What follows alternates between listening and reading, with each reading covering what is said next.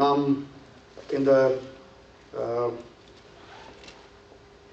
தேவனுடைய ஆசரிப்பு கூடாரத்தை புதிய ஏற்பாட்டின் வெளிச்சத்திலே நாம் எப்படி புரிந்து கொள்ள முடியும் என்பதை குறித்து நாம் ஒரு சில வாரங்களை பார்த்து கொண்டு வருகிறோம். இதில் நான் சொன்னது போல ரோமர் 2ஆம் அதிகாரம் முதல் நாம் இதை பார்த்தீங்கன்னா நம்ம பார்த்து கொண்டு வருகிறோம்.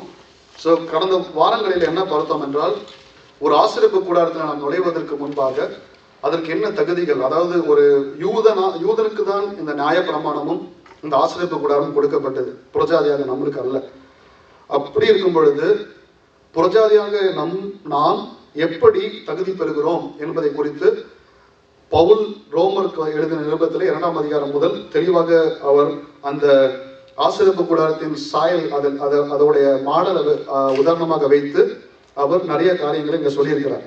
ஸோ அதை நாம் முன்வைத்துதான் நம்முடைய வாழ்க்கையில நாம் எப்படி தகுதி பெறுகிறோம் என்பதை குறித்து நாம் பார்த்து கொண்டு வருகிறோம்.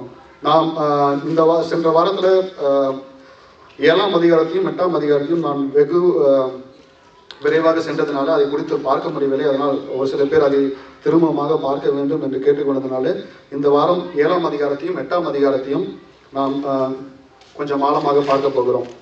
ஸோ அதற்கு முன்பாக திரும்பவுமாக 2ஆம் அதிகாரம் முதல் நாம் என்ன கற்றுக்கொண்டோம் என்பதை நாம் வெகு விரைவாக பார்க்க போகிறோம். ரோமர் 2ஆம் அதிகாரம் முதல் 5ஆம் அதிகாரம் 6ஆம் அதிகாரம் வரைக்கும் நாம் என்ன பார்த்தோம் என்று. ஆசரிப்பு கூடாரத்திலே முதலிலே தகுதி பெற்றவர்கள் யார் என்றால் யூதர்கள் மாத்திரம்தான். அப்படி என்றால் யூதர்கள் எப்படி தகுதி பெறுகிறார்கள்? யூதருக்கும் மற்றவருக்கும் ஒரே வித்தியாசம் என்னவென்றால் விருத்த சேதனம் மாத்திரம்தான். முதலாவது அதுதான் பார்த்தீங்கன்னா ஒரு முக்கியமான அடையாளம். அதை குறித்து தான் அவர்கள் மேன்மை பாராட்டினார்கள். பார்த்தோம் எப்படி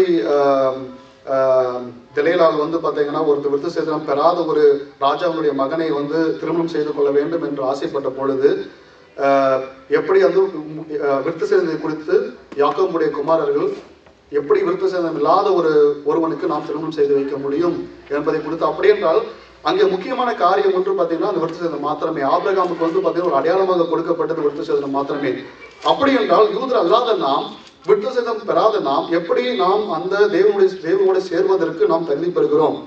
அதற்கு முன்பாக அதை தான் பார்த்தீங்கன்னா 2ஆம் அதிகாரத்திலே வெகு தெளிவாக பவுல் அவர்கள் சொல்லியிருக்கிறார்கள். என்ன சொல்றாருன்னா, யூதர்கள் என்பது ஒரு நியாயப்பிரமாணம், அதை யூதர்கள் ஒரு யூதன் விருத்த சேதனம் பெற்றிருக்கிற ஒரு யூதன் நியாயப்பிரமாணத்தை கை கொள்ளாதிருக்கும் பொழுது அவனுடைய விருத்த சேதனத்தினால் பிரயோஜனம் என்ன?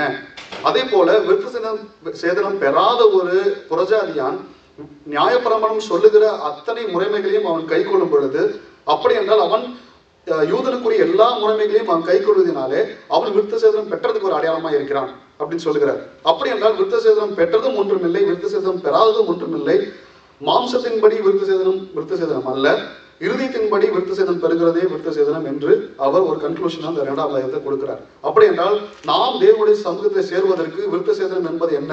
மாம்சத்தின்படி அல்ல, இருதயத்திலே நாம் விருத்த சேதனம் பெற்றால் மாத்திரமே அது விருத்த சேதனம் என்பதை குறித்து சொல்கிறார். ஸோ அந்த குவாலிஃபிகேஷன் நம்மளுக்கு கிடைத்து விட்டது அவர் பவுல் சொல்லுகிறது போல. அடுத்தது 3ஆம் அதிகாரத்தை சொல்லுகிறார். அடுத்த படி, இப்போ முதலாவது நாம் ஆசரிப்பு கூடாரத்துக்குள்ளே நுழைய வேண்டும் என்றால் நாம் பாவ சரீரமாகிய நாம் நுழைய முடியாது. அங்கே ஒரு பலி செலுத்தப்பட வேண்டும். எதற்காக? பாவத்திற்காக பலி செலுத்தப்பட வேண்டும். எதற்காக பாவத்திற்காக பலி செலுத்தப்பட வேண்டும்? ஆண்டவர் ஆதியிலே மனிதன் உண்டாக்கின பொழுது ஒரு பாவம் இல்லாத ஒரு சாயலாக உருவாக்கினார். அதாவது தெய்வ மகிமை அவர்களை மூடிக்கொண்டது. தேவன் தம்முடைய சாயலாகவே உண்டாக்கினார் என்று வசனம் சொல்லுகிறார். தம்முடைய சாயல் என்பது எதை சொல்லுகிறார் என்றால், தேவன் மகிமையான தேவன் தம்முடைய மகிமையின் ரூபத்தின் சாயலாகவே உண்டாக்கினார். அதே போல என்று மனிதன் பாவம் செய்தானோ அன்று தேவ மகிமை அற்றவனாகி போனான் என்று ரோமர்ல சொல்லும் போது கூட பவுல் சொல்கிறார். எல்லாரும் தேவ மகிமை அற்றவர்களாகி பாவம் செய்து தேவனை விட்டு நாம் வழிவிலகி போனோம் என்பதை குறித்து பவுல் அவர்கள் 3ஆம் அதிகாரத்தில் 11ஆம் வசனம் 12ஆம் வசனத்தில் கொடுத்து சொல்லுகிறார். அதே போல அதுக்கு உதாரணமாக 1ஆம் அதிகாரம் 21ஆம் வசனம் கூட அவர் சொல்லுகிறார். அப்படி என்றால் தேவனுக்கும் மனிதனுக்கும் உள்ள உறவு என்று மனிதன் பாவம் செய்தானோ, ஆதாம் பாவம் செய்தானோ அன்று முடிக்கப்பட்டது. அப்படி என்றால் தேவனுடைய மகிமை மனிதன் விட்டு போனதினாலே அதை முதலாக அவன் சொல்லுகிறான், தான் நிர்வாணி என்பதை அப்பொழுதுதான் அறிந்து கொள்கிறான். அப்படி என்றால் அந்த பாவத்திற்கு ஒரு நிவர்த்தி செய்யப்பட வேண்டும். அதற்காக எப்படி ஆதாம் உடைய ரத்தம் மனிதனால் உண்டாக்கப்பட்ட ரத்தம் அல்ல. ஆதாம் கொண்ட ரத்தம் தேவனால் உண்டாக்கப்பட்ட ரத்தம். அது ஒரு இரண்டு மனிதனுடைய பிறந்த குழந்தை அல்ல. ஆதாம் தேவனால் உண்டாக்கப்பட்டவன், தேவனுடைய சாயலாலே உண்டாக்கப்பட்டவன்.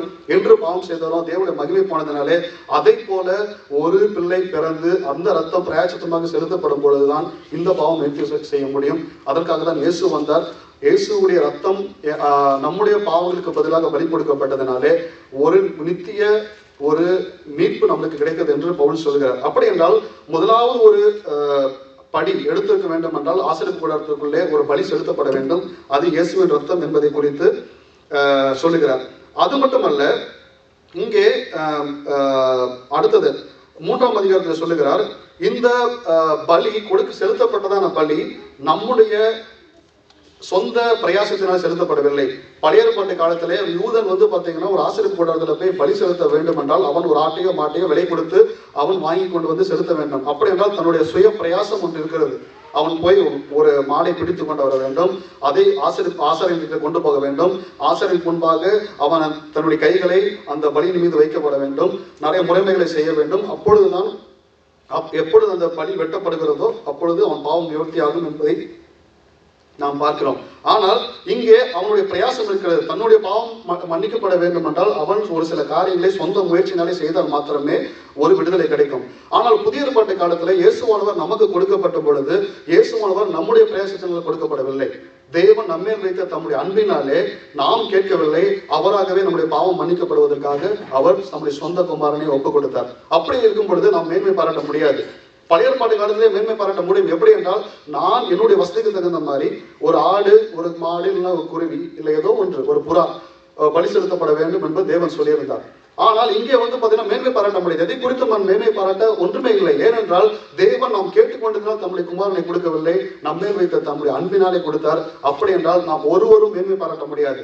என்னுடைய பாவம் மன்னிக்கப்பட்டது, நான் கேட்டதுனால மன்னிக்கன்னு சொல்ல முடியாது. ஏனென்றால் தேவன் முந்தி நம்ம இடத்தில் அன்பு கூர்ந்ததினாலே தேவன் தம்முடைய சொந்த குமாரனை கொடுத்தார்.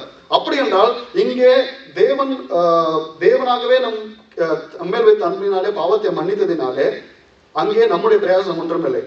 நம்முடைய பிரயாசம் இல்லாத இருக்கும் பொழுது நாம் எப்படி அந்த பாவ மன்னிப்பை பெற்றுக்கொள்ள முடியும் என்பதற்கு உதாரணமாக 4ஆம் அதிகாரத்துல ஆபிரகாமை உதாரணமாக வைத்து சொல்லுகிறார். என்ன சொல்லுகிறார்? ஆபிரகாம் விசுவாசத்தினாலே நீதிமானாய் மாற்றப்பட்டான். வசனம் சொல்லுகிறது, ஆபிரகாம் தேவனை விசுவாசித்தான், அது அவனுக்கு நீதியாக எண்ணப்பட்டது என்று. அப்படி என்றால் இந்த விசுவாசம் எப்பொழுது அவனுக்கு கிடைத்தது? அவர் இந்த 4ஆம் அதிகாரத்தில் தெளிவாய் சொல்லுகிறார், ஆபிரகாம் விருத்த சேதனம் பெறுவதற்கு அப்புறம் விசுவாசிக்கவில்லை, அவன் விருத்த சேதனம் பெறுவதற்கு முன்பாகவே தேவனை விசுவாசித்தான். அப்படி என்றால் இப்பொழுது இருக்கிற ஆபிரகாமும் நாமும் ஒரே நிலைமையில தான் இருக்கிறோம். ஏனென்றால் ஆபிரகாம் விருத்த சேதனம் பெறவில்லை, நாமும் விருத்த சேதனம் பெறவில்லை. அப்படி இருக்கும் பொழுது ஆபிரகாம் விசுவாசித்தான். எதை விசுவாசித்தான்? தேவன் தன்னுடைய மாம்ச சரீரம் செத்து போனதை அவன் அறிந்தும், சாராளுடைய கற்பம் செத்து போனதை அறிந்தும், தேவன் சொல்லுகிறார், வானத்தின் நட்சத்திரங்களைப் போலவும் பூமியின் மணலை போலவும் சந்ததியை பெருக பண்ணுவேன் என்று சொன்ன வார்த்தையை அவன் விசுவாசித்தான். எப்பொழுது விருத்த சேதனம் பெறாததுக்கு முன்பாக விசுவாசித்ததினாலே அந்த விசுவாசத்திற்கு அடையாளமாகத்தான் தேவன் விருத்த சேதனத்தை கொடுத்தார் என்று 4ஆம் அதிகாரத்தை சொல்லுகிறான். அப்படி இருக்கும் பொழுது நாம் விசுவாசித்தால் மாத்திரமே தேவனுடைய இந்த மீட்பை நாம் பெற்றுக்கொள்ள முடியும் என்பதை குறித்து தான் தெளிவாக ரோமர் 4ஆம் அதிகாரத்துல இந்த எப்படி ஆபிரகாம் விசுவாசித்தானோ அதே போல நாமும் விசுவாசிக்கும் பொழுது தேவனுடைய மீட்பை பெற்றுக்கொள்ள முடியும் என்பதை குறித்து சொல்லுகிறார். அந்த விசுவாசத்திற்கு உதாரணமாக தான் 4ஆம் அதிகாரம் முழுவதும் சொல்லப்பட்டிருக்கிறது. அடுத்தது 5ஆம் அதிகாரம். 5ஆம் அதிகாரத்தில் எதை சொல்லுகிறார் என்றால், இந்த விசுவாசத்தை குறித்து மிகவும் ஆழமாக இன்னொரு படி மேலே போய் சொல்லுகிறார். எப்படி என்றால், நாம் அடுத்த நிலைமைக்குள்ளாக அவர் போகிறார். எப்படி போகிறார் என்றால், ஒரு அதாவது ஆசரிப்பு கூடாரத்தில் நீங்கள் நுழைவீர்கள் என்றால், அந்த படத்தை நீங்கள் பார்ப்பீர்கள் என்றால், முதலாவது பலி, அந்த பலிபீடம் இருக்கும். அதற்கு பின்பாக அந்த ஞானஸ்தான தொட்டி, தண்ணீர் தொட்டி ஒன்று வைக்கப்பட்டிருக்கும். இந்த தண்ணீர் தொட்டி எதற்கு அடையாளமாக இருக்கிறது என்றால், ஞானஸ்தானத்திற்கு அடையாளமாக இருக்கிறது. அடுத்தது அதற்கு முன்பாக இந்த 5ஆம் அதிகாரத்தை இன்னும் ஆழமாக சொல்லுகிறார். என்ன சொல்லுகிறார் என்றால், நாம் தண்டிக்கப்பட வேண்டிய இடத்துல கிறிஸ்து நமக்காக தண்டிக்கப்பட்டார் என்பதை குறித்து அந்த 5ஆம் அதிகாரத்துல சொல்லுகிறார். எப்படி என்றால், அந்த வசனம் பாருங்களேன், 5ஆம் அதிகாரம் 8ஆம் வசனம் சொல்லுகிறது, நாம் பாவிகளா இருக்கையில் கிறிஸ்து நமக்காக மரித்ததினாலே தேவன் நம்மேல் வைத்த அன்பை விளங்க பண்ணினார் என்பதை குறித்து சொல்லுகிறார். அடுத்தது 6ஆம் அதிகாரத்துல என்ன சொல்கிறார்? இந்த தண்ணீர் தொட்டியை குறித்து தான் சொல்லுகிறார். அதாவது ஒரு ஞானஸ்தானத்தை குறித்து சொல்லுகிறார். இந்த ஞானஸ்தானம் எதற்கு ஒப்பாய் இருக்கிறது என்றால் ஒரு சடங்காச்சாரம் அல்ல. அதாவது கிறிஸ்துவின் மரணத்தை குறித்து சொல்லுகிறார். கிறிஸ்துவின் மரணம் என்பது எதை குறித்து சொல்லுகிறார்? கிறிஸ்து பார்த்தீங்கன்னா நம்ம எல்லாருமே சொல்லுவாங்க ஞானஸ்தானம் என்பது என்ன? நாம் பாவத்திற்கு மரித்து நீதிக்கு பிழைப்பதுதான் ஞானஸ்தானம் என்பது. அப்படி என்றால் இந்த பாவம் என்பது என்ன, பாவத்திற்கு மரிப்பது என்பது என்ன, நீதிக்கு பிழைப்பது என்பது என்ன, அதை குறித்து தான் சொல்லுகிறார். அதாவது பாவத்திற்கு மரிப்பது என்பது என்ன என்றால் பாவம் என்பது என்ன, பாவம் என்பது என்ன என்பது நியாயப்பிரமாணம் கொடுக்கப்பட்டதற்கு அதுக்கு அப்புறம் தான் பாவம் என்பதற்கு ஒரு டெபினிஷனை கொடுக்கப்பட்டது. அதுக்கு முன்பாக எதுவுமே பாவம் கிடையாது. நீ களவு செய்யாதிருப்பாயாக என்று தேவன் ஒரு கட்டளையை கொடுத்ததினாலே அதற்கு பின்பு யாரெல்லாம் களவு செய்கிறார்களோ அதெல்லாம் பாவிகள். அதற்கு முன்பாக களவு செய்தது ஒன்றுமில்லை என்று ஒரு வெளிப்படையான ஒரு கட்டளை கொடுக்கப்படாது இருக்கும் பொழுது யார் களவு செய்தாலும் அவர்கள் தண்டிக்கப்பட வேண்டிய அவசியம் இல்லை. ஏனென்றால் அப்படி ஒரு வரைமுறை, அப்படி ஒரு சட்டத்திட்டங்கள் அங்கே கொடுக்கப்படவில்லை. என்று நியாயப்பிரமாணம் என்கிற சட்டத்திட்டம் கொடுக்கப்பட்டதோ அன்றுதான் பாவம் என்பதற்கான ஒரு டெபினிஷன் கொடுக்கப்பட்டதாக இங்கே வசனம் சொல்லுகிறது. அதை குறித்து தான் பார்த்தீங்கன்னா 6ஆம் அதிகாரத்துல சொல்லியிருக்கிறார். அடுத்தது நாம் இன்னும் ஆழமாக நாம் 7ஆம் அதிகாரத்துல நாம் இந்த வாரம் பார்த்தீங்கன்னா 7ஆம் அதிகாரத்தையும் 8ஆம் அதிகாரத்தையும் நாம் பார்க்க போகிறோம். என்ன பார்க்க போகிறோம் என்றால் இந்த ஞானஸ்தானத்தை குறித்து பல சந்தேகங்கள், பல கேள்விகள் நமக்குள்ள இருக்கிறது. அதற்கு தெளிவுபடுத்த தான் இந்த 7ஆம் அதிகாரத்தையும் 6, 7, 8 3 அதிகாரத்தையும் பவுல் அவர்கள் மிகவும் தெளிவாக சொல்லுகிறார். என்ன சொல்லுகிறார்? 6ஆம் அதிகாரம் நீங்க எல்லாம் போய் நீங்க வீட்டுல வாசிச்சு பாருங்க தெளிவா. நான் ஒரு சில வசனங்களை மட்டும் மேற்கோளாக காட்டி இதை குறித்து விளக்கமாக சொல்ல போகிறேன். அதாவது நியாயப்பிரமாணம் என்பது என்று கொடுக்கப்பட்டதோ அன்றுதான் பாவம் உயிர் கொண்டது என்பதை குறித்து பவுல் சொல்லுகிறார். ஏன் சொல்கிறார் என்றால் அதுக்கு முன்பாக பாவம் என்பது ஒரு டெபினிஷன் இல்லை. அப்ப பாவம் என்பது டெபினிஷன் கொடுக்கப்பட்டதுனால யாரெல்லாம் அந்த கட்டளை மீறுகிறார்களோ அவர்கள் பாவம் செய்தார்கள். பாவம் செய்தவர்கள் அந்த பாவத்துக்கு பிரயாச்சித்தமாக அந்த நியாயப்பிரமாணம் என்ன ஒரு வரைமுறைகளை சொன்னதோ அந்த வரைமுறைகளை அவர் கை கொள்ள வேண்டும். அதாவது ஒரு பலி செலுத்தப்பட வேண்டும். அந்த நீங்க பழைய ஏற்பாட்டில் நீங்க போய் அந்த மோசேயின் நியாயப்பிரமாணத்தை பார்த்தீர்கள் என்றால் என்ன பிரயாச்சித்தம் செய்ய வேண்டும் என்பதை குறித்து இங்கே சொல்லப்பட்டிருக்கிறது. இன்று அப்படி என்றால் இயேசுவானவர் ஞானஸ்தானம் பெற்ற பொழுது அங்கே என்ன செய்தார், அவர் செய்தது என்ன, அதே போல நாமும் கிறிஸ்தவர்களாகிய நாமும் செய்ய வேண்டியது என்ன என்பதை குறித்து பார்க்க போகிறோம். 7ஆம் அதிகாரத்தில் நீங்க பார்த்தீர்கள் என்றால் 7ஆம் அதிகாரம் ஒரு சில பகுதிகளாக பிரிக்கப்பட்டிருக்கிறது. 3 பகுதிகளாக பிரிக்கப்பட்டிருக்கிறது. முதல்ல 6 வசனங்களை குறித்து என்ன சொல்கிறார் என்றால் நியாயப்பிரமாணத்திற்கு நாம் விடுதலையாக்கப்பட்டோம். இரண்டாவது பாவம் என்பது பார்த்தீங்கன்னா நியாயப்பிரமாணத்தினாலே எப்படி அதற்கு ஒரு உயிர் கிடைத்தது. 3வது பகுதி பார்த்தீங்கன்னா 13ஆம் வசனம் முதல் 25ஆம் வசனம் வரைக்கும் இந்த நியாயப்பிரமாணம் பாவத்திலிருந்து நமக்கு ஒரு விடுதலை கொடுக்க முடியாது. சரி, முதல் 6 வசனங்கள் என்ன சொல்கிறார் என்றால் 7ஆம் அதிகாரத்துல பாவத்திற்கு விடுதலையாக்கப்பட்டோம் என்பதை குறித்து சொல்லுகிறார். பாவத்திற்கு நியாயப்பிரமாணத்திற்கு விடுதலை அதற்கு உதாரணமாக என்ன சொல்லுகிறார் என்றால் ஒரு கணவன் மனைவி உதாரணத்தை சொல்லுகிறார். ஒரு கணவன் மனைவி உதாரணத்தை அவர் என்ன சொல்லுகிறார் என்றால்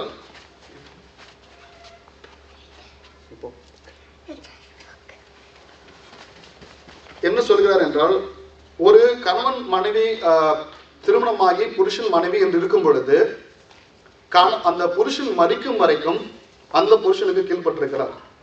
என்று அந்த புருஷனானவன் மரித்து போகிறானோ அன்று அவர்களுடைய பிரமாணத்திலிருந்து விடுதலையாக்கப்பட்டு அவள் வேறொரு நபரை திருமணம் செய்தாலும் தவறில்லை என்பதை குறித்து தான் அதற்கு உதாரணமாக சொல்லுகிறார். அதே போல நாம் நியாயப்பிரமாணத்திற்கு எல்லாரும் நாம் பாவம் செய்ததுனால நியாயப்பிரமாணத்தில் நாம் கீழ்பட்டிருக்கிறோம். அந்த நியாயப்பிரமாணத்திற்கு நாம் விடுதலையாக்கப்பட முடியும். நாம் மரிப்பதற்கு வரைக்கும் அது நம்ம ஆட்கொண்டிருக்கிறது என்பதை சொல்லுகிறார். ஒருவன் மரிக்கும் வரைக்கும் நம் நியாயப்பிரமாணம் கிரியை செய்யும். இப்படி நான் இச்சையாது இருப்பாயாக என்று வசனம் சொல்லுகிறது என்றால் நான் இச்சித்தால் அது பாவம். நான் உயிரோடு இருக்கும் பொழுது தான் இச்சிக்க முடியும். நான் மரித்து போய்விட்டால் என்னிடத்திலே ஒரு சட்டம் பார்த்தீங்கன்னா என்னிடத்திலே அது வேலை செய்ய முடியாது. எப்படி நான் மரித்து போய்விட்டால் என்னால் எதுவும் செய்ய முடியாது, அங்கே கிரியே இல்லை.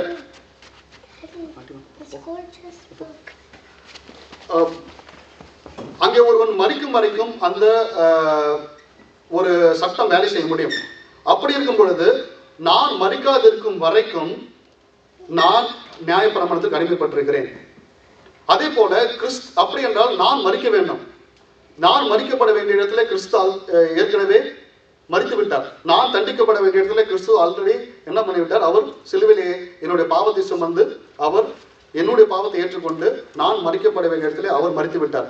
அப்படி என்றால் நான் அந்த மரணத்திற்கு எப்பொழுது பங்குள்ளவனாய் மாறுகிறேனோ அப்பொழுதுதான் நான் இந்த நியாயப்பிரமாணத்திற்கு நான் மறித்து ஆண்டு இயேசு கிறிஸ்து மூலமாக நான் விடுதலை பெற முடியும் என்பதை சொல்லுகிறார். நியாயப்பிரமாணத்திற்கு மறிப்பதற்கு அடையாளம் என்ன? ஞானஸ்தானம் மாத்திரமே. ஞானஸ்தானத்தில் என்ன சொல்லுகிறார்? நான் பாவத்திற்கு மறித்து நான் மீதிக்கு பிழைப்பதுதான் ஞானஸ்தானம் என்பதை குறித்து வசனம் சொல்லுகிறது. அப்படி இருக்கும் பொழுது பாவத்திற்கு மறிப்பது என்ன? அப்படி தண்ணியிலே நாம் ஒரு முக்கி எந்திரிக்கும் பொழுது நாம் பாவத்திற்கு மறித்து விட்டோம் என்பது அல்ல. நாம் ஆபிரகாம் அந்த 4ஆம் அதிகாரத்தில் சொல்லுகிறார், ஆபிரகாம் எப்படி தேவனை விசுவாசித்தானோ அதே போல நான் என்னுடைய மனதில் விசுவாசித்து தேவன் எனக்காக மரித்தார், என்னுடைய பாவத்திற்காக மரித்தார், நான் அவருடைய மரணத்திற்கு சாயலிலே நானும் பங்கு கொள்கிறேன் என்று நான் தண்ணீரிலே அந்த மரணத்திற்கு அடையாளமாக நான் மரித்து என்று அவர் உயிர்த்தெழுதலுக்கு அடையாளமாக உயிர் பெறுகிறேனோ அன்றுதான் நான் நியாயப்பிரமாணத்திற்கு விடுதலையாக்கப்பட்டு கிருபையின் பிரமாணத்துக்குள்ளாக வருகிறேன். ஒருவன் ஞானஸ்தானம் பெறாத வரைக்கும் கிருபையின் பிரமாணத்துக்குள்ளே வர முடியாது. ஏனென்றால் ஆபிரகாம் விசுவாசத்தினால் மாத்திரமே நீதி அவனுக்கு கொடுக்கப்பட்டது என்பது வசனம் தெளிவாய் சொல்லுகிறது. அப்படி இருக்கும் பொழுது நாமும் அந்த நீதிக்குள்ளாய் நுழைய வேண்டும் என்றால் ஞானஸ்தானம் இல்லாமல் அந்த நீதிக்குள்ள நுழையவே முடியாது. ஏனென்றால் வசனம் தெளிவாய் சொல்லுகிறது. ரோமர் 7ஆம் அதிகாரத்திலே ஒவ்வொரு வசனமே நீங்க வாசிச்சீங்க என்றால் பாவத்திற்கு முதலாவது நியாயப்பிரமாணத்திற்கு மறிக்காமல் கிருபையின் பிரமாணத்திற்குள்ளாக நுழையவே முடியாது. நியாயப்பிரமாணம் என்பது ஆல்ரெடி கொடுக்கப்பட்டு விட்டது. அதற்கு நாம் மறிக்க வேண்டும். அதாவது பாவம் என்பது என்ன என்பதை குறித்து என்று நீங்க வசனங்கள் இந்த 6ஆம் அதிகாரம் வரைக்கும் நீங்க வாசிச்சீங்கன்னா பவுல் தெளிவாய் சொல்லுகிறார், என்று நியாயப்பிரமாணம் கொடுக்கப்பட்டதோ அன்று பாவம் உயிர் கொண்டது. அப்படி என்றால் அந்த உயிர் கொண்ட பாவம் தான் நம்மை ஆட்கொண்டு நம்மை கிரியை செய்கிறது. இன்னும் அந்த 7ஆம் அதிகாரத்தில் நீங்க போய் வாசிச்சீங்க என்றால் 15ஆம் வசனம் பாருங்களேன், என்ன சொல்லுகிறார் என்றால், எப்படி எனில் நான் செய்கிறது எனக்கே சம்மதி இல்லை, நான் விரும்புகிறதை செய்யாமல் நான் வெறுக்கிறதையும் செய்கிறேன் என்று சொல்லுகிறார். இங்கே ஒரு போராட்டத்தை குறித்து சொல்லுகிறார். என்ன போராட்டம்? என்னுடைய மாம்ச சரீரத்திற்கும் என்னுடைய ஆவியின் சரீரத்திற்கும் ஒரு போராட்டம் நடக்கிறது என்று சொல்லுகிறார். என்ன? மாம்சம் எதை செய்ய விரும்புகிறது? உலகம் என்ன செய்ய விரும்புகிறதோ அதை செய்ய விரும்புகிறது. ஒரு தீமையான காரியத்தை செய்ய விரும்பும். நாம் பாத்தீங்கன்னா ஒரு பொருளை பார்க்கும்பொழுது எச்சிக்க வேண்டும் என்பதை ஒரு ஆசை பாத்தீங்கன்னா என்னோட மாம்ச சரீரத்தில் வரும். அதை எப்படி மேற்கொள்ள முடியும்? தேவனுடைய ஆவியினாலே மாத்திரம் மேற்கொள்ள முடியும். இன்று உலகத்தில் இருக்கிற மற்றவர்கள் நமக்கும் என்ன வித்தியாசம்? மற்றவர்கள் பாத்தீங்கன்னா மற்றவர்களை கொலை செய்தாவது அவர்கள் பணத்தை நான் எடுத்துக்கொள்ள வேண்டும் என்று ஆசைப்படுகிறார்கள். அப்பொழுது என்றால் அப்படி அவர்களை செய்ய வைப்பது என்ன? ஒரு பணம் சம்பாதிக்க வேண்டும் என்பது எந்த வழியிலும் பணத்தை சம்பாதிக்கலாம், எந்த திருட்டு காரியங்களும் நம்ம செய்யலாம், எப்படியாவது ஒரு பெரிய நிலைமைக்கு வந்துவிட வேண்டும் என்பதை குறித்து நிறைய பேர் என்ன சொல்றாங்க? எப்படியாவது நம்ம சம்பாதிக்கணும், எப்படியாவது வாழ்க்கை நல்லா இருக்கணும், அது தப்பு செய்தாலும் பரவாயில்லை. அப்படி என்றால் அந்த தூண்டுதல் எதை கூடி கொண்டு வருகிறது என்றால் பாவம் மாத்திரம் தான் கொண்டு வருகிறது. அது நமக்குள்ள எல்லாருக்குள்ள தான் இருக்கிறது. அப்ப கிறிஸ்துவனுக்கும் மற்றவனுக்கும் என்ன வித்தியாசம் என்றால், நாம் மாம்சத்தின்படி நடந்தால் மற்றவர்களுக்கு நமக்கு வித்தியாசம் கிடையாது. சபைக்குள்ள இருக்கிறது ஒன்றுதான், சபைக்கு வெளியே இருக்கிறது ஒன்றுதான். கிறிஸ்துவனாக பேர் வைப்பது ஒன்றுதான், கிறிஸ்துவனாக பேர் வைக்காம இருப்பது ஒன்றுதான். பைபிளை தூக்குறது ஒன்றுதான், பைபிளை தூக்காம இருக்கிறது ஒன்றுதான். என்று நான் என்னுடைய சரீரம் நினைக்கிறதை செய்யாமல் தேவன் நினைக்கிறதை செய்கிறவனோ அன்றுதான் தேவனுடைய பிள்ளைகளாக இருக்க முடியும். அதற்கென்றால் அப்படி இருக்கும்போது அந்த பாவத்திற்கு எப்பொழுது விடுதலையாக்க முடியும்? தேவனுடைய மரணத்துக்கு சாயலாக அவருடைய மரணத்தை விசுவாசித்து அவருடைய நீதிக்கு பிழைக்கும் பொழுதுதான். அதை குறித்தான் சொல்லுகிறார், இந்த நியாயப்பிரமாணம் என்னிடத்தில் இருக்கிறதான பாவத்தை அது பாத்தீங்கன்னா பாவம் என்பதை குறித்து என்ன என்பதை சொல்லிவிட்டது. இந்த பாவம் என்னை எப்பொழுதும் நான் விரும்புகிறதை செய்யாமல் நான் விரும்பாதே செய்ய வைக்கிறது. இந்த போராட்டம் எனக்குள்ள இருக்கிறது என்பதை குறித்து சொல்லுகிறார். அதை குறித்து மேலும் சொல்லுகிறார். இந்த 13ஆம் வசனம் முதல் 25ஆம் வசனம் வரைக்கும் சொல்லுகிறார், இந்த நியாயப்பிரமாணம் என்னிடத்துல இருக்கிறதான அந்த பாவத்திலிருந்து எனக்கு ஒரு விடுதலை கொடுக்க முடியாது என்பதை குறித்து தெளிவாய் சொல்லுகிறார். என்ன சொல்லுகிறார்? அந்த போராட்டம் எப்பொழுதும் இருந்து கொண்டேதான் இருக்கும். இதுக்கு ஒரு நிரந்தரமான தீர்வு கிடையாது. ஏன் தீர்வு கிடையாது? பழைய ஏற்பாட்டு காலத்துல எப்பொழுதெல்லாம் அந்த பலி செலுத்தப்படுகிறதோ அப்பொழுது அதற்கு ஒரு பரிகாரமா செய்கிறாருடைய ஒரு நிரந்தரமான தீர்வு கிடையாது. அதற்காக தான் இயேசு என்று சிலுவையில மரித்தாரோ அன்றுதான் ஒரு நிரந்தர தீர்வு கிடைத்தது.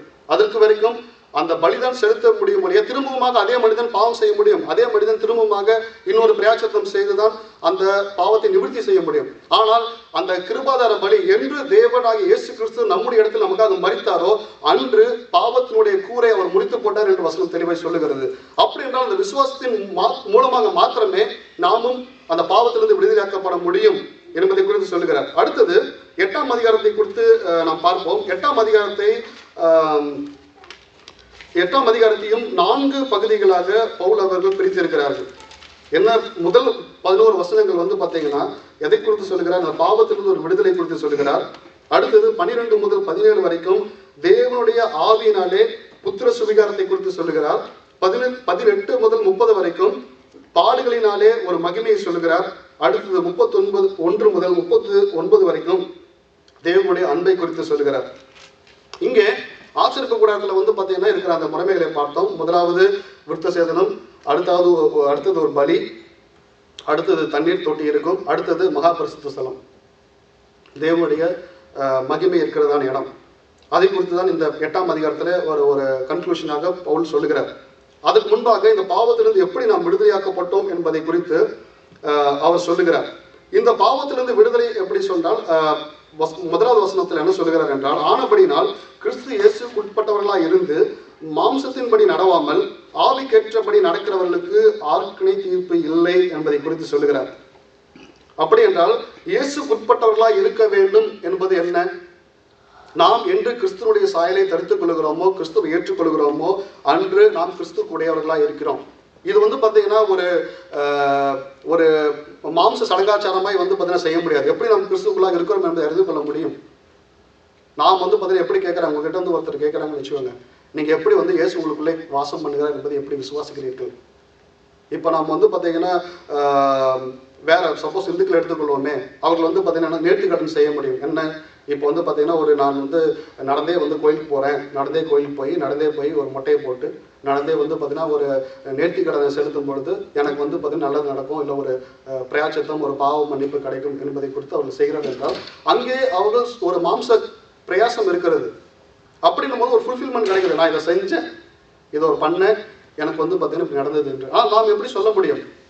நாம் எதுவும் அந்த மாதிரி செய்யலையே. நாம் என்ன சபைக்கு வரோம், தேவனை ஆராதிக்கிறோம், விசுவாசிக்கிறோம், வசனங்களை கேட்கிறோம். அப்படி இருக்கும்போது தேவன் நமக்குள்ள எப்படி வாசம் பண்ணுகிறார் என்பதை குறித்து நாம் எதை எப்படி நாம் சொல்ல முடியும்? அதை குறித்து தான் 8ஆம் அதிகாரத்தில் சொல்லுகிறார். நீங்க வீட்டில் போய் நீங்க பொறுமையாக வாசிச்சு பாருங்க. நேரம் இல்லாதனால நான் வெகு விரைவாக நான் கடந்து போகிறேன். அதாவது இந்த பாவத்திற்கும் நம்முடைய நம்ம மாம்ச சரீரத்திற்கும் நம்முடைய ஆவிக்குரிய வாழ்க்கைக்கும் இருக்கிற போராட்டத்தை குறித்து ஆழமாக 7ஆம் அதிகாரம் 8ஆம் அதிகாரம் ஒரு தொடர்ச்சியான அதிகாரங்கள் தான். இங்கே அதிகாரங்கள் பிரிக்கப்பட்டிருக்கிறது. ஆனால் வசனங்கள் வந்து பார்த்தீங்கன்னா அந்த போராட்டம் என்ன வகையான போராட்டம், அதற்கு ஒரு எப்படி விடுதலை என்பதை குறித்து அங்கே கீழே சொல்லியிருக்கிறார். 6ஆம் அதிகாரத்தை சொல்லுகிறார், மாம்ச சிந்தை மரணம், ஆவின் சிந்தனையோ ஜீவனும் சமாதானமா. அது அப்புறம் 8ஆம் அதிகாரத்தை சொல்லுகிறார், மாம்சத்துக்கு உட்பட்டவர்கள் தேவனுக்கு பிரியமா இருக்க மாட்டார்கள், தேவனுடைய ஆவி உங்களில் வாசமாய் இருந்தால் நீங்கள் மாம்சத்துக்கு உட்பட்டவர்களாய் இராமல் ஆவிக்கு உட்பட்டவர்களாய் இருப்பீர்கள், கிறிஸ்துவனுடைய ஆவி இல்லாதவன் அவருடையவன் அல்ல என்பதை குறித்து சொல்லுகிறார். இங்கே என்ன சொல்கிறார் என்றால், தேவனுடைய ஆவி உங்களில் வாசமாய் இருக்க வேண்டும் என்பதை குறித்து சொல்லுகிறார். இது வந்து கொஞ்சம் வித்தியாசமான காரியம். நீங்க அந்த ஆசரிப்பு கூடாரத்தை நீங்க பார்த்தீர்கள் என்றால் அங்கே சொல்லப்பட்டதுக்கும் இதற்கும் ஒரு வித்தியாசம். இங்கே தேவனுடைய ஆவி வாசம் பண்ணுவதை குறித்து சொல்லுகிறார்.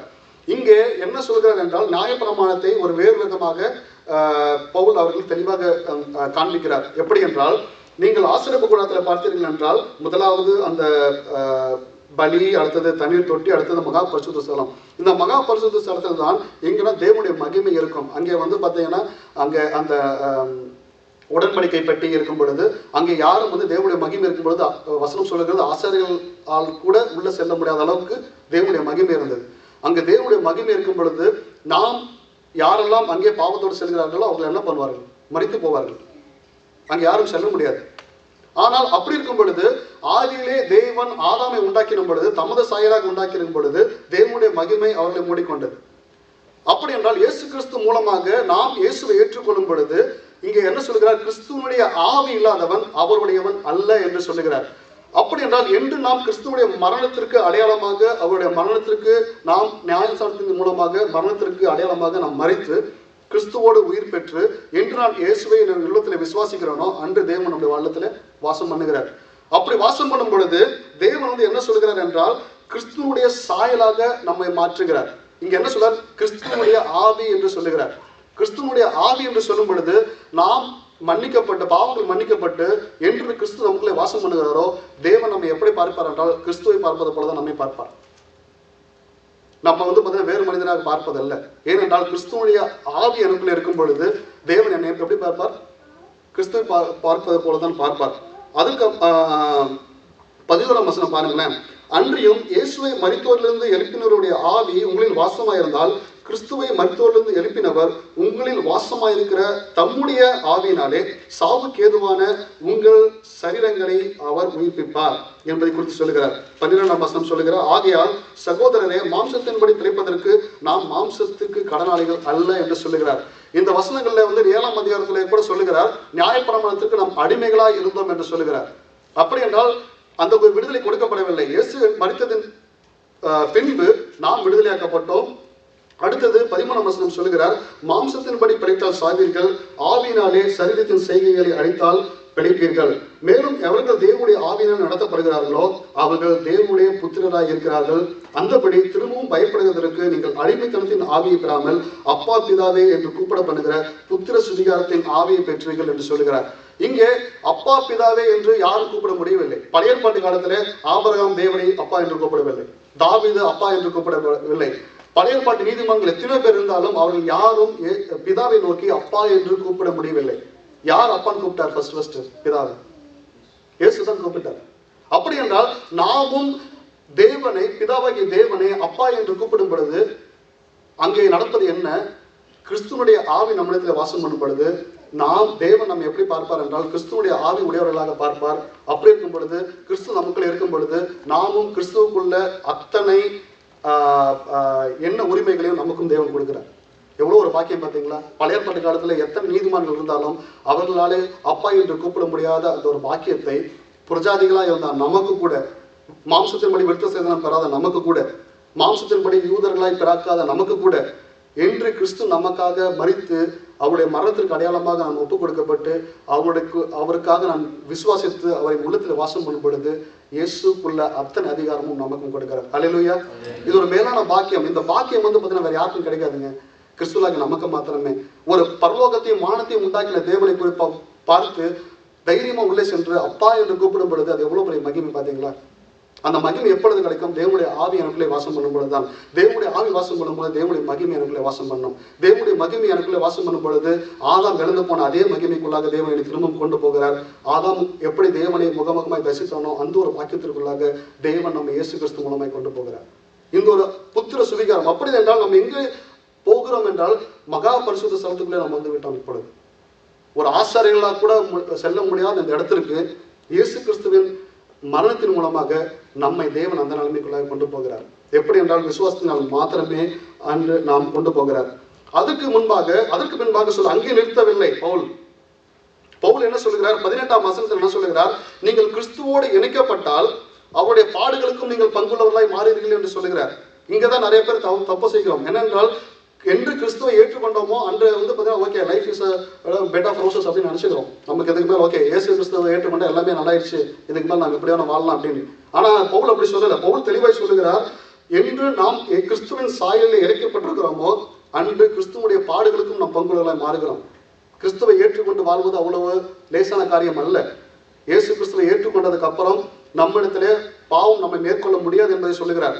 நாம் பாவம் செய்ய மாட்டோம் என்று சொல்லவில்லை, பாவம் மேற்கொள்ள முடியாது. எப்படி நாம் இயேசுவை விசுவாசித்தால் அந்த பாவத்திலிருந்து மீட்பு கிடைக்கும் என்பதை சொல்லுகிறார். அப்படி என்றால் திரும்பமாக நம் பழைய பாவத்தின்படி நடக்கிறோம் என்றால் நமக்குள்ளே கிறிஸ்து வாசம் பண்ணவில்லை.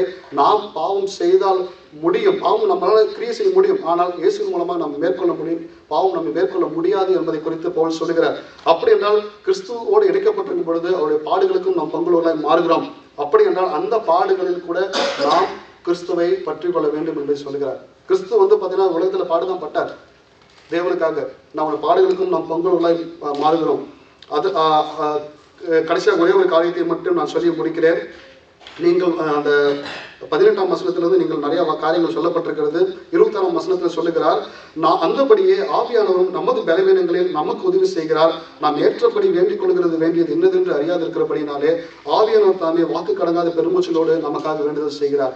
அப்படி என்றால் என்று கிறிஸ்துவனுடைய ஆவி நமக்குள்ளே வாசம் பண்ணுகிறதோ அப்பொழுது ஆவியானவர் நமக்காக அவர் வேண்டுதல் செய்கிறவராக இருக்கிறார். ஏனென்றால் நம்முடைய மாம்ச பலவீனம் நம்மை தேவனிடத்திலிருந்து பிரிக்க போராடும் பொழுது, இந்த பாவத்தை சிலுவையிலே மேற்கொண்டதான கிறிஸ்துவுடைய ஆவி நமக்குள்ளே வாசம் பண்ணும் பொழுது, நாமும் பாவத்தை மேற்கொள்வதற்காக நம்மிடத்தில் வாசம் பண்ணுகிற ஆவியானவர் நமக்காக வேண்டுதல் செய்கிறார். இது ஒரு எவ்வளவு பெரிய மேலான பாக்கியம். முதலாவது அப்பா பிதாவே கூப்பிடுற மாத்திரம் அல்ல, இயேசு நமக்குள்ளே, கிறிஸ்துவுடைய ஆவி நமக்குள்ளே வாசம் பண்ணும் பொழுது நாம் என்ன வேண்டிக் கொள்வது என்று தெரியாது இருக்கிறதுனால நமக்காக அவர் வேண்டுதல் செய்கிறார். நம்முடைய இடத்துல அவர் மரித்தது மாத்திரமல்ல, நம்முடைய இதயத்திலே அவர் தம்முடைய ஆவியை கொடுத்தது மாத்திரமல்ல, நமக்காக அவர் வேண்டுதலும் செய்து கொண்டிருக்கிறார். அப்படி இருக்கும் பொழுது நாம் என்ன வேண்டுதல் செய்கிறோம் என்பதை கூட நம்ம தெரியாது இருக்கும் பொழுது நமக்கு தெரியாமலே தேவன் நமக்காக வேண்டுதல் செய்கிறார். அதனால தான் நாம் இன்னும் உயிரோடு இருக்கிறோம்.